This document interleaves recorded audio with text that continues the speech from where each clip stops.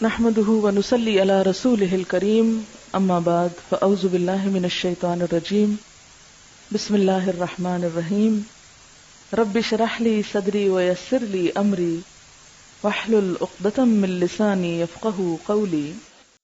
اچھا ایک اور چیز، بعض خواب بیماری ہوتے ہیں، ایک ہی خواب بار بار آ رہا ہے، یہ نفسیاتی بیماری یا ذہنی بیماری کی علامت ہوتے ہیں، اس لیے اس کا علاج ہونا چاہیے، اور ہومیوپیتھک میں اس کا علاج موجود ہے. اور بعض ہومیوپیتھ علاج ہی خواب سے شروع کرتے ہیں کہ آپ کو خواب کیسے آتے ہیں.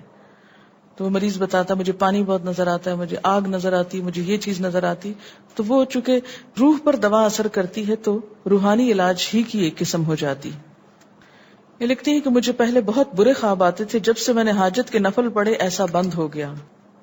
اگر کسی کے ساتھ بھی ایسا مسئلہ ہو کہ بہت ڈراؤنے خواب آتے ہوں تو آیت الکرسی پڑھ کر سوئے اور حاجت کے نفل پڑھیں، انشاءاللہ فائدہ ہوگا.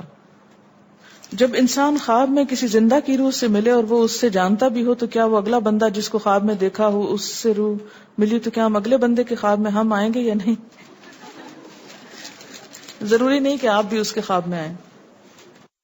بعض اوقات آیت الکرسی پڑھنے کے باوجود بھی ڈراؤنا خواب آ جاتا ہے، تو اس کی کیا وجہ ہوتی ہے؟